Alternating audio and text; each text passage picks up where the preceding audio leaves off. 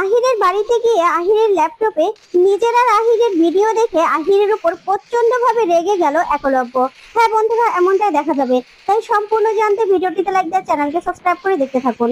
গল্পের শুরুতে দেখা যায় একলব্য আহিরিকে বারবার করে ফোন করতে থাকে, কিন্তু কিছুতেই আহিরি ফোনটা রিসিভ করে না। তখন একলব্য চিন্তা হয় আর বলে, কি হলো ব্যাপারটা? আহিরি আমার ফোনও ধরছে না, কোনো মেসেজের রিপ্লাইও করছে না। ওর শরীর ঠিক আছে তো? ওর বাবা মাও তো এখানে নেই। ওর শরীর আবার খারাপ হলো না তো? তাহলেও দেখবে কে? এই বলে বেরোতে লাগলেই তখনই সেখানে রাঙা চলে আসে। এসে বলে, উড়ান বাবু, তোর আমার একটা সাহায্য দরকার। তখনই একলব্য বলে, দেখো রাঙা, আহিরি ফোনটা ধরছে না, মেসেজেরও রিপ্লাই দিচ্ছে না। তাই আহিরির কাছে যাওয়া দরকার। ও আবার অসুস্থ না তো? আহিরির জন্য আমি চাকরিটা পেয়েছি, তাই আহিরিকে তো খবরটা দিতে হবে। তখন রাঙা তাকিয়ে থাকলে একলব্য চলে যেতে গিয়েও আবার যায় না। রাঙার কাছে এসে রাঙাকে বলে, আচ্ছা রাঙা, সেদিন আমি কি করেছিলাম বলো তো? তখন রাঙা বলে, কিছু না তো। তখন একলব্য বলে, তাহলে আমি কি কোনো বাড়াবাড়ি করেছিলাম? তখন রাঙা বলে, না তো। তুই তো আনন্দেতে আনন্দেতে রেস্টুরেন্টে গিয়ে একটু বেশি মদ খেয়ে ফেলেছিলি। তখন আহিরি দিদি ওর ঘরটাতে তোকে নিয়ে গেছিল, তারপরে সেখান থেকে তোকে আমরা বাড়িতে নিয়ে আসি, এই তো। তখন একলব্য বলে, তারপর থেকে তো আহিরি কোনো রকম কোনো যোগাযোগ করেনি। তখন রাঙা বলে, না, কোনো রকম কোনো যোগাযোগ করেনি। তখন একলব্য বলে, আচ্ছা, তাহলে ওর শরীর ঠিক আছে তো?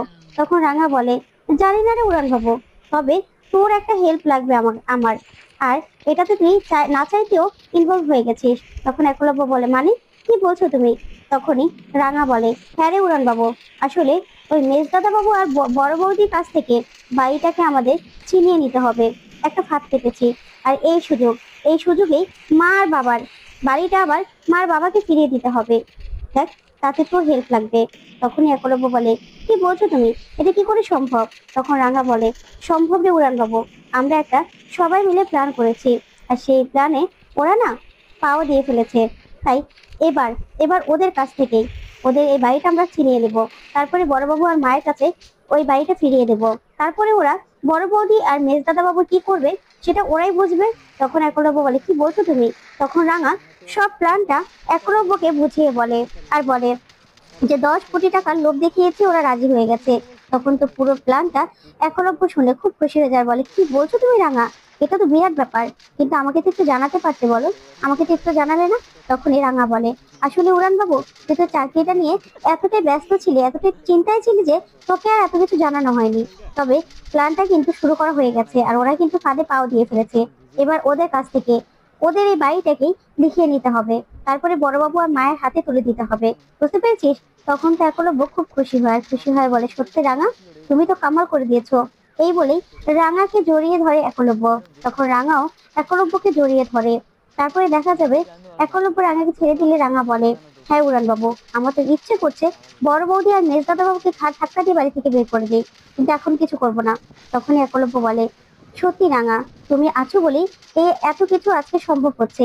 এই বলে রাঙার হাত ধরে বলে, সারা জীবন আমরা এভাবে পাশে থাকবো। কিন্তু আগে দেখি তো আহিরির কি হয়েছে, আহিরির আবার শরীর খারাপ হলো না তো? এই বলেই একলব্য বেরিয়ে যায়। তখনই একলব্যর কথাগুলো ভেবেই রাঙা খুব কষ্ট পেতে থাকে। ওইদিকে দেখা যাবে আহিরি নিজের ল্যাপটপে সেই একলব্যর আর আহিরির ভিডিওগুলো চালাতে থাকে। একলব্য মাতাল অবস্থায় আহিরিকে জড়িয়ে ধরেছে, সেই ভিডিওগুলো চালিয়ে চালিয়ে দেখতে থাকে আর বলে, ব্যাস, এটাই তো আমি চাই, শুধুমাত্র আমি শুধু একলব্যকে চাই, আর কিছুই না। একলব্য, আমি না এই সেক্রিফাইসের নাটকটা আর করতে পারছি না। আমি সত্যি তোমাকে খুব ভালোবাসি, এই সব কিছু করছি শুধুমাত্র তোমাকে পাওয়ার জন্য। হ্যাঁ, তুমি বলতেই পারো যে তোমাকে আমি পাইনি বলে রিভেঞ্জ দিচ্ছি, কিন্তু আসলে এটা না। আমার ভালোবাসা কিন্তু সত্যি খুব খাঁটি। আমি শুধুমাত্র তোমাকে চাই। আমার তো তোমাকে পাওয়ার কথা ছিল, কিন্তু ওই রাঙা রাঙা কোথা থেকে উড়ে এসে জুড়ে বসেছে আমার কাছ থেকে, তোমাকে ছিনিয়ে নিয়েছে। আমি না সেটা সহ্য করতে পারছি না। তাই রাঙাকে রাঙাকে আমি কিছুতে ছাড়বো না, আর তোমারও হতে দেব না। আমি আমি শুধুমাত্র তোমাকে চাই। তাই তোমাকে রাঙার কাছ থেকে আমাকে ছিনিয়ে নিতেই হবে। তার জন্য আমাকে যা যা করতে হয় করব। তখন দেখতে পাই একলব্য ফোনে বারবার করে ফোন করছে, কিন্তু আহিরি কিছুতেই ফোনটা ধরে না। আর মনে মনে হাসি আর বলে, এবার দেখো কি করি আমি। ওইদিকে দেখা যাবে সার্থকী আর বৃন্দা কাগজপত্র নিয়ে বেরোচ্ছে। তখন বৃন্দা বলে, দলিলগুলো নিয়েছো তো? তখন সার্থকী বলে, হ্যাঁ বৌদি ভাই, সব নিয়েছি। তখনই ময়না আসে আর এসে বলে, এই সার্থকী, চলো না আমরা সুইজারল্যান্ড গিয়ে ঘুরে আসি। তখন বৃন্দা বলে, কি বলছিস তুই, সুইজারল্যান্ড? তখন ময়না বলে, হ্যাঁ কি সুন্দর জায়গা, আমরা তিনজন একসঙ্গে ঘুরতে যাব, ভালোই হবে। জানো তো, বেশি খরচও না, কিন্তু কি সুন্দর দেশ, মাত্র পার পার্সন 7 লক্ষ টাকা করে। তখন তো এই কথা শুনে সার্থকী অবাক হয়। তখন ময়না বলে, হ্যাঁ, আর আমরা একসঙ্গে সবাই গেলে এই 20-25 লাখে হয়ে যাবে। এই টাকা দিয়ে আমরা ঘুরে চলে আসবো, চলো না। তখন সার্থকী বলে, এই ময়না, তুমি না একটা কাজ করো, ঘরে গিয়ে চোখ বন্ধ করে শুয়ে পড়ো। তারপর শুয়ে শুয়ে ভাবতে থাকবে যে তুমি সুইজারল্যান্ড চলে গেছো, আর আমরা একসঙ্গে ঘুরছি, তুমি নাচ করছো, তাহলেই না তোমার সুইজারল্যান্ড ঘোরা শেষ হয়ে যাবে, বুঝতে পেরেছো? তখন তো ময়না প্রচন্ড রেগে যায়, বলে, দেখেছো দিদি ভাই, দেখেছো, আমার কোনো কথাই শুনছে না। তখন সার্থকী বলে, দেখো আমরা একটা শুভ কাজে যাচ্ছি, তুমি না এরকম একদম বাধা দেবে না। এই বলে চলে যেতে লাগলেই তখনই নবারণের চিৎকার শুনতে পায় বৃন্দা আর সার্থকী। আর তখনই নবারণের ঘরে বাড়ি চলে আসে। এদিকে নবারণ বলে, আমার যা টাকা পয়সা আছে আমি পাঞ্চেরি, সভ্য আর একলব্য নামে লিখে দেব। তখন এই কথাগুলো বৃন্দা শুনতে পায়। আর ওইদিকে তখন রাঙা বলে, না বড়বাবু, তুই এতদিন ধৈর্য ধরেছিস, একটা দিন অন্তত ধৈর্য ধর। তুই কেন ওদের নামে সবকিছু লিখে দিবি? তোর কাগজপত্রগুলো তুই তোর কাছেই রাখ। ওইদিকে নবারণ চিৎকার করে বলতে থাকে, না, এই বাড়িগুলো, এই বাড়ি সবকিছু আমার ছেলে শয়তানের সঙ্গে মিলে সবকিছু লিখে নিয়েছে আমাকে ঠকিয়ে। আমি না এই বাড়িটা থাকতে চাই না। এই বাড়িটা আমার, আমি কষ্ট করে বানিয়েছিলাম সবাইকে নিয়ে একসঙ্গে থাকবো বলে, আর সেখানে কিনা আমি আশ্রিতার মতো আছি। না, আমি এখানে থাকতে চাই না, থাকতে চাই না আমি। সবকিছু ওদের নামে লিখে দিয়ে আমি এখান থেকে চলে যাব আমি। ডিপোজিটে যা টাকা পয়সা আছে সেগুলো আমার চাই না, কিচ্ছু চাই না। আমি এখানে থাকতে চাই না, ওদের দেখলে না আমার ঘেন্না করে। তখন রাঙা বলে, আচ্ছা বড়বাবু, তোর এই মেয়ের প্রতি বিশ্বাস আছে তো, বল না, একদিন সময় দে, একদিনের মধ্যে তোদের বাড়ি তোকে আমি ফিরিয়ে দেবো। এই বাড়ি তোদেরটা তোরই থাকবে। তখন নবারণ বলে, দেখ রাঙা, এই আশ্বাসটা তুই আমাকে দিস না, এই বাড়ি কোনোদিন আর আমার হবে না, আমার নয় রে এই বাড়ি। তখন রাঙা বলে, তুই আমার উপর বিশ্বাস রাখ না, তুই মাথাটা একটু ঠান্ডা কর, তোর মেয়ের প্রতি ভরসা রাখ। তখন এই বলেই রাঙা চলে যেতে লাগলে দরজাটা খুললেই বৃন্দা, ময়না আর সার্থকীকে দেখে রাঙা চমকে যায়। তখন বৃন্দা বলে, কিরে রাঙা, তুই শুধু শুধু বাবাকে মিথ্যা আশ্বাস কেন দিচ্ছিস বলতো? একদিনের মধ্যে তুই বাড়িটা কি করে ফিরিয়ে দিবি? কারণ এই বাড়িটা তোমরা বিক্রি করে ফেলছি। হ্যাঁ বাবা, এই বাড়িটা আমরা বিক্রি করে ফেলছি। এই বাড়িটা 10 কোটি টাকা দাম পেয়েছি, জানেন তো, খুব ভালো দাম পেয়েছি। আপনার তো এতগুলো টাকা খরচও হয়নি বাড়িটা করতে, কিন্তু আপনি কিন্তু আমাদের ভবিষ্যৎটা একদম গড়ে দিয়েছেন বাবা। সত্যি আপনার কাছে না আমরা কৃতজ্ঞ থাকবো, বুঝতে পেরেছেন? তখনই এই কথাগুলো বলেই বৃন্দা খুব খুশি হয়ে যায় আর বলে, কিরে রাঙা, তুই এখানে কি করছিস? তোর তো এখানে থাকার কথা নয়, বাড়িতে কত কাজ রয়েছে, চলে যা। তখনই নবারণ বলে, ওরা এখানে কি করছে, চলে যাও, এখান থেকে চলে যাও। তখন বৃন্দা বলে, হ্যাঁ যাচ্ছি তো বাবা, আমরা এখানে থাকবো না, আমাদের একটা কাজ আছে।